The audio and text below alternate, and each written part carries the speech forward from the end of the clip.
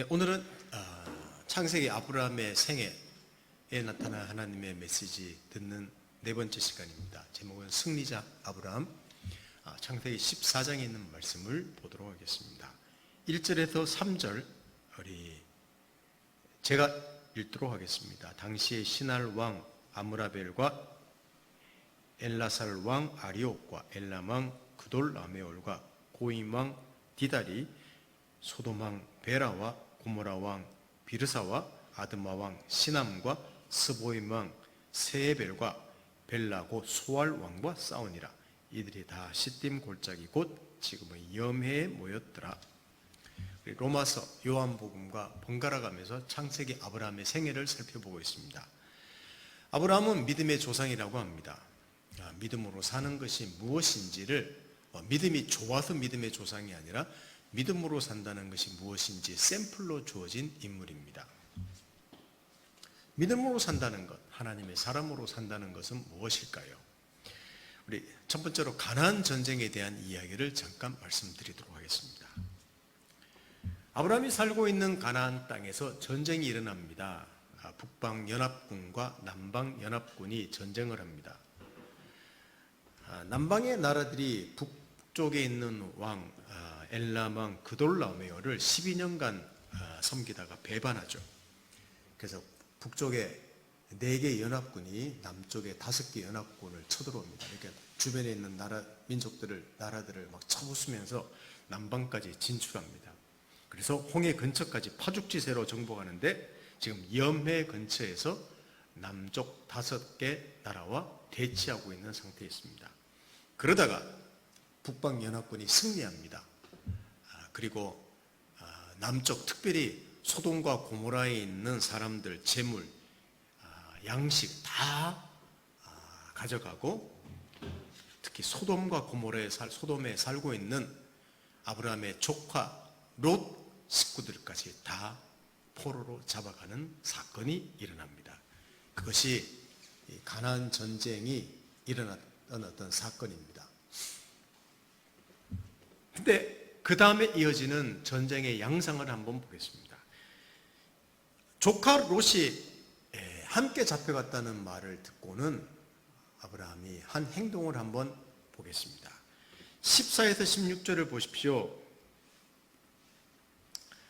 아브라함이 그의 조카가 사로잡혔음을 듣고 집에서 길리고 훈련된 자 318명을 거느리고 단까지 쫓아가서 그와 그의 가신들이 나뉘어 밤에 그들을 쳐부수고 다메섹 왼편 호바까지 쫓아가 모든 빼앗겼던 재물과 자기의 조카 롯과 그의 재물과 또 부녀와 친척을 다 찾아왔더라 라고 되어 있습니다. 그러니까 아브라함 집에서 길은 318명의 종들을 데려가서 단번에 승리하고 그 포로와 또 빼앗겼던 것들을 다 찾아왔다는 이야기입니다. 이건 상상이 되는 이야기입니까? 마블 영화 어벤져스의 캡틴 아메리카, 토르, 헐크, 아이언맨 등이 가서 영화라면 그런 일이 가능하겠죠. 우리가 오늘 예배 드리다가 지금 월드컵이 하고 있다고 생각해 보십시다. 우리나라가 월드컵 우승을 너무너무 약하다는 사실을 들고 우리가 우승을 하게 하려고 우리가 예배 드리고 바로 비행기 타고 출전해서 월드컵 우승을 이끌었더라. 우리가 가서 대한민국 우승. 여러분 말도 안 되는 이야기죠. 지금 그 일을 아브라함이 기른 종 318명이 가서 다 빼앗아 왔다는 거예요. 이게 성경에 기록되어 있습니다. 왜 이렇게 무모한 행동을 아브라함이 했으며 이런 황당한 승리를 기록하고 있을까요? 이거는 간단하게 이렇게 생각해 볼 수 있습니다. 하나님이 아브라함 편이 되시니까 승리할 수밖에 없더라. 이걸 말하고 싶은 거예요. 단순히 하나님을 잘 믿으니 일이 잘 풀리고 부자가 되고 건강하되고 모든 일이 잘 되더라. 이걸 말을 내는 게 아니라 하나님이 아브라함 편이 되시니까 반드시 승리하더라. 이것을 오늘 하는 그림책처럼 하나님께서 보여주시는 것입니다. 아브라함은 누굽니까? 자, 아브라함이 누군지를 한번 살펴보십시다. 조카 롯을 구출하고 돌아오는 아브라함이 만나는 두 사람이 있습니다. 이걸 통해서 그들과 대화 통해서 아브라함이 누군지에 대해서 선명하게 메시지를 보여주고 있습니다. 소돔 왕이 아브라함을 영접합니다. 왜냐하면 자기 나라 백성이 다 끌려갔는데 아브라함이 찾아오고 재물까지 다 찾아왔으니 얼마나 고맙습니까? 소돔 왕이 말하죠. 미스터 아브라함, 재물들은 당신이 다 가지시오. 고맙소. 우리 백성들은 다시 돌려보내주시오. 이렇게 말합니다. 근데 아브라함이 단호히 거절합니다. 왕이시여, 저 어떤 재물도 받지 않겠습니다. 그냥 필요한 것만, 내 사람, 내 조카 데려가고 내가 필요한 것만 조금만 가져가고 다 당신 것이니까 가져가시오. 이렇게 이야기합니다. 자, 22, 23절 한번 보십시오. 우리 함께 읽어볼까요? 22, 23절. 아브라함이 소돔 왕에게 이르되 천지의 주제이시오 지극히 높으신 하나님 여호와께 내가 손을 들어 맹세하노니 내 말이 내가 아브라함으로 치부하게 하였다 할까 하여 내게 속한 것은 실 한 오락이나 들매 끈 한 가닥도 내가 가지지 아니하리라 그랬습니다. 어떤 것도 제가 가져오지 않겠습니다. 왜냐하면 당신이 내가 부자 됐다고 혹시나 소문이 날까봐 그렇습니다. 이런 이야기를 하는 거예요. 이거는 아브라함이 세상의 재물에 대해서 정말 초라는 수준까지 됐다는 이야기를 말하는 게 아닙니다. 이 호의를 거절한 것은 승리한 것이 중요하다는 것. 그리고 그 승리를 누가 주셨느냐? 하나님이 주셨다는 것. 그 승리로 어떤 유익을 누리는가가 아니라는 것을 드러내고 있습니다. 아시겠습니까? 나는 이 승리를 누가 주셨느냐? 승리해서 많은 재물을 얻었더라. 그게 아니라 승리를 누가 주셨느냐? 이 사실에 아브라함이 초점을 맞추고 싶은 거예요. 아브라함 자신이 누굽니까? 하나님이 함께 하시는 자, 하나님이 편드시는 자, 그래서 승리한 자, 승리가 보장된 자, 이게 아브라함이라는 겁니다. 이 소돔 왕과의 그 대화 중에 이것을 드러내고 있습니다. 우리의 시선이, 많은 사람의 시선이 와 대단하다, 대박이다, 아브라함 대박났네, 그에게 초점을 두는 게 아니라, 아니 저런 승리를 얻었다는 것은 도대체 저 승리를 준 하나님이 누구란 말인가? 여기에 초점을 맞추게 한 것입니다. 그렇습니다. 우리는 복을 받는 것에 관심이 있습니다. 물론 하나님은 우리를 형통하게 하십니다. 복 주십니다. 그러나 모든 일을 형통하게 하시는, 모든 일 가운데 복을 주시는 분이 누구신지 아는 게 중요합니다. 이것이 우리 그리스도인의 기초여야 합니다. 말로는 늘 우리 많은 그리스도인들이 이렇게 말하죠. 말로는 하나님께 영광 돌린다, 하나님께서 도와주셨다 말합니다. 근데 실제로 하나님 잘 모릅니다. 이게 많은 그리스도인의 치명적인 문제입니다. 우리 그러니까 재미도 없죠, 힘도 없죠, 늘 한계에 머물러 있습니다. 왜냐하면 하나님이 복을 주시면 그 복 받았다고 감사하고, 그게 없으면 늘 없다고 하고. 자, 우리 초점이 어디에 있습니까? 문제에 있습니다. 상황에 있습니다. 그러니까 그 상황과 문제에 매이게 되는 거예요. 아브라함이 만일 그 상황과 문제에 매여 있는 사람이라면, 망했다, 내 조카까지 죽었구나, 이 일이 왜 지질이 꼬이지? 이렇게 말한 게 아니라, 배번해가는 거예요. 아브라함의 신앙이 좋아서 갔을 수도 있지만 저는 뭐 그렇게는 생각 안 합니다만 하나님이 뭔가 아브라함을 그렇게 붙잡아서 가게 하신 거죠. 용기를 주신 거겠죠.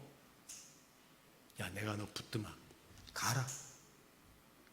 야, 너 318명 중에 토르도 있고 아이언맨도 있고 다 그게 그러니까 가서 이길 수 있단다. 이렇게 하셨겠죠. 가서 승리하고 온 겁니다. 그것을 아브라함은 안 겁니다.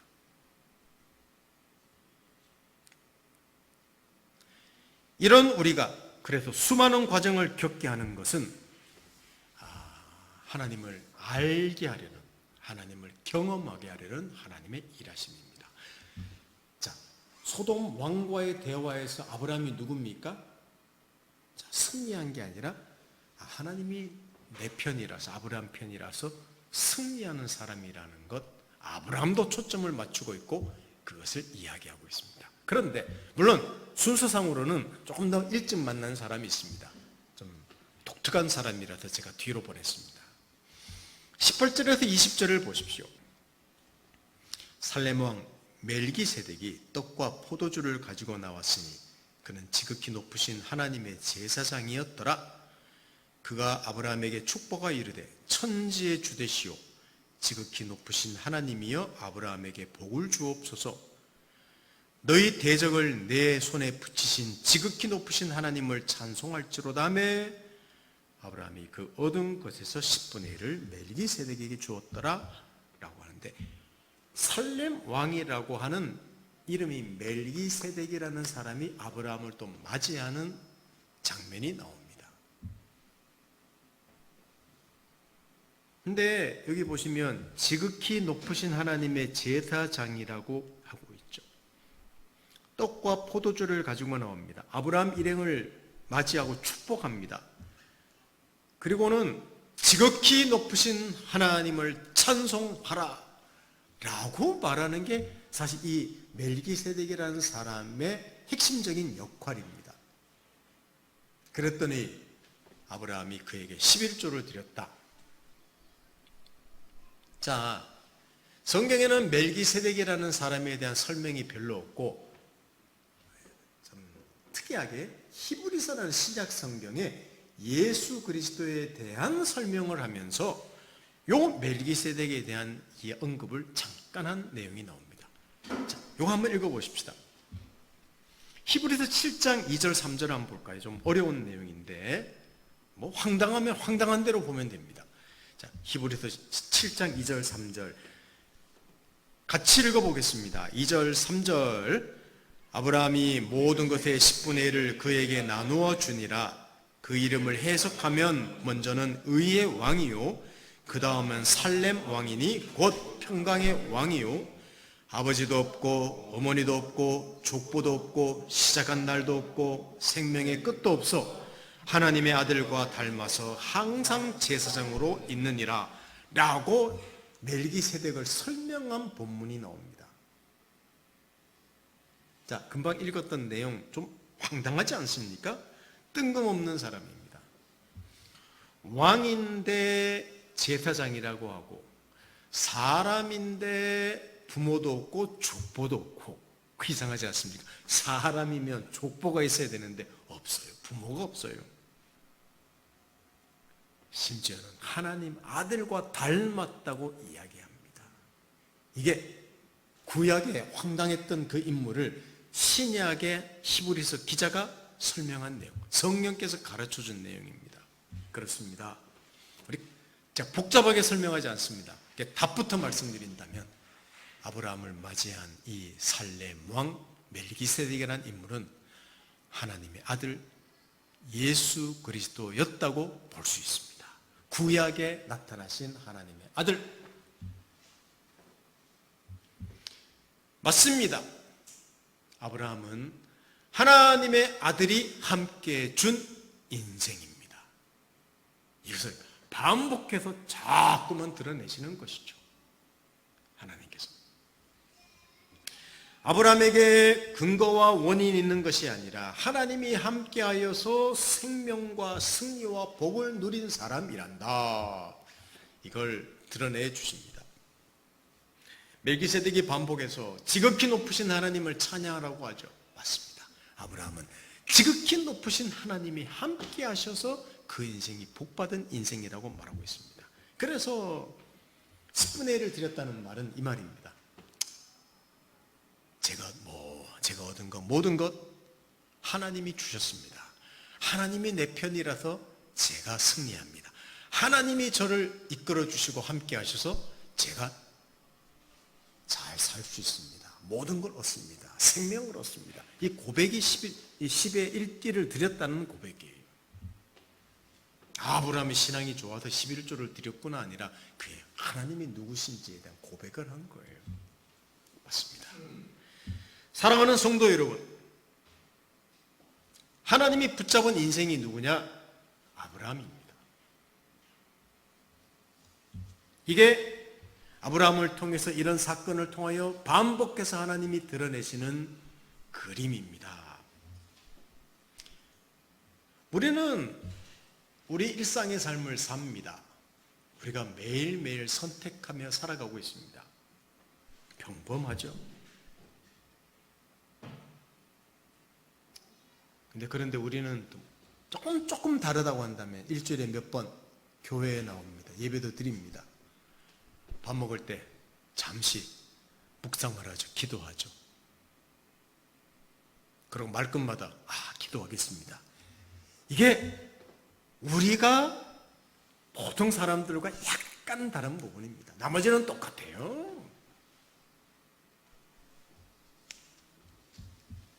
근데 사실은 그렇지 않다고 성경이 말하고 있습니다. 우리 그리스도인의 삶은 하나님의 임재가 있는 삶입니다. 하나님이 편드는 삶입니다. 그 아들을 주심으로, 성령을 주심으로 영원히 하나님이 우리와 함께 계시며 영원히 우리 편이 되어주시는 사람입니다. 그래서 승리자가 된다고 성경은 이야기합니다. 우리가 볼 때는 실패고 고난이고 내 자신이 루저와 같은 실패자와 같은 인생일지라도 하나님은 말합니다. 아니다. 넌 실패자가 아니란다. 루저가 아니라 너는 위너, 승리자란다. 이렇게 이야기하는 거예요. 우리가 어떤 결정을 하든 어떤 상태에 있든 내 열심으로 만드는 인생이 누구냐? 너란다. 이 세상 살면서 너 실패하지? 힘들지? 그게 인생이죠. 이게 우리 그리스도인이 가진 독특함이라는 겁니다. 빌립보서 4장을 마지막 구절인데 10절에서 13절을 한번 보겠습니다. 자, 빌립보서 4장 10절에서 13절을 한번 보겠습니다. 자, 제가 한 절, 여러분 한 절 읽겠습니다. 내가 주 안에서 크게 기뻐함은 너희가 나를 생각하던 것이 이제 다시 싹이 남이니 너희가 또한 이를 위하여 생각은 하였으나 기회가 없었느니라. 내가 궁핍함으로 말하는 것이 아니니라. 어떠한 형편에든지 나는 자족하기를 배웠노니 나는 비천에 처할 줄도 알고 풍부에 처할 줄도 알아. 모든 일 곧 배부름과 배고픔과 풍부와 궁핍해도 처할 줄 아는 일체의 비결을 배웠노라. 내게 능력 주시는 자 안에서 내가 모든 것을 할 수 있느니라. 아멘. 이건 바울이 로마의 감옥에 갇혀서 한 고백입니다. 이 빌립보서라는 것도 거기서 적은 거거든요. 근데 이게 뭐라고 하는가 하면 바울이 저 궁핍한 거 힘듭니다. 근데 그렇다고 저 망하지 않습니다. 이렇게 말하는 거예요. 궁핍에 처할 줄도 알고 풍부에 처할 줄도 알고라는 의미가 그런 의미예요. 저 궁핍합니다. 힘듭니다. 주변도 그걸로 망하지 않습니다. 그런 인생이 아니에요. 이렇게 편지를 적어 보내는 거예요. 저 풍부함도 겪었습니다. 풍부함 좋습니다. 네, 그것을 인생의 모든 게 아닙니다. 이런 고백을 하고 있습니다. 그의 능력과 만족은 예수 그리스도 안에 있다고 말합니다. 그래서 자신에게 일어난 하나님이 붙잡으시고 하나님의 아들 안에 있는 인생이기 때문에 자기한테 일어난 모든 문제를 전혀 다른 시각으로 보는 인생이라고 말하는 거예요. 여러분, 내가 없으면 힘들다고 하는 게 우리 시각이에요. 내가 많으면 와, 참, 난 배부르구나. 이게 우리 시각이에요. 근데 그 시각을 바울은 넘어섭니다. 왜냐하면 그 모든 것들을 넘어 계시는 분 안에 있고 그분이 자기를 편들고 있다는 사실을 그는 믿음의 눈으로 보고 있기 때문에 허허거리면서 지금 말할 수 있는 겁니다. 바울이 강해서가 아니라 하나님이 그에게 나타나서 함께 하신다는 것을 얼마나 많이 보여주셨는지, 경험하게 해주셨는지 그런 고백을 하고 있는 거예요. 이거는 바울이 우리와 다른 독특한 특별한 무엇이 있었기 때문이 아니라 하나님을 많이 경험했기 때문입니다. 모든 것을 할 수 있다고 말합니다. 어떤 상황, 어떤 형편이든지 이렇게 말하는 거죠. 저는 이미 승리했습니다. 저는 이 모든 일들 무의미한 게 아니라 가치 있는 일입니다. 그 모든 뒤틀려가는 일들요, 합력하여 선을 이룹니다. 그리고 하나님께서 영광을 받으시는 일입니다. 이렇게 감히 말하는 거예요. 일이 잘 되든 일이 안 되든 말이죠. 여러분, 이게 그리스도인입니다. 이게 하나님의 사람입니다. 평생 하나님을 알아가고 하나님을 경험하면서 자신의 인생이 도대체 누구에게 붙잡힌 인생인지, 누가 복 주시는 인생인지, 왜 승리할 수밖에 없는 인생인지, 왜 멋진 인생을 살 수밖에 없는지 고백하게 되는 것이죠. 사랑하는 성도 여러분, 힘듭니까? 두렵습니까? 인생이 뭐가 이런가 하고 생각하십니까? 사실 누구나 그렇게 생각하죠. 저도 그렇게 생각합니다.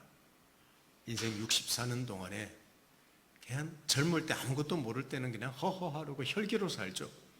인생 조금 살고 나니까 솔직히 말한다면 인생 힘듭니다. 하루하루가 힘들 때도 있습니다. 그냥 좋을 때는 다 내 편 같은데 내가 좀 힘들면 아무도 내 편이 없어 보이는 것처럼 보입니다. 그러나 오늘 성경 아브라함의 이 생애를 통해서 우리가 알 수 있는 것, 하나님이 주신 메시지는 아니라는 겁니다. 하나님이 늘 내 편이십니다. 지극히 높으신 하나님, 사랑이신 하나님이 영원히 내 편입니다. 그래서 우리는 승리자가 될 수밖에 없는 인생입니다. 멋진 인생을 살 수밖에 없는 인생이라고 말씀하십니다. 이게 우리의 매일의 기대가 되고 매일의 만족이 되고 매일의 열망이 되라고 말씀하시는 거예요. 우리 매일매일의 열망. 자주 힘들어하다가도, 자주 절망하다가도 여러분, 이 사실 때문에 사실 입꼬리가 올라가지 않습니까? 이게 그리스도인의 정체성이고 그리스도인의 복이에요. 어떤 형편에 있더라도 하나님 말씀은 우리가 승리자라고 하는 거예요. 말도 안 돼.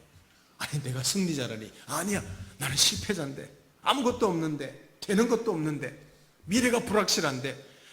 성경은 그렇게 말하지 않습니다. 아브라함이라는 한 사람을 통하여 318명 데려가서 5나라와 싸워서 이겼더라. 4나라와 싸워서 이겼더라. 이거 왜 성경에 기록합니까? 왜 황당한 내용을 기록합니까? 너도 그런 인생이란다.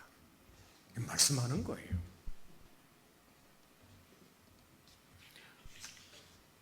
어떤 모습이라도 사실 너는 멋진 인생이야.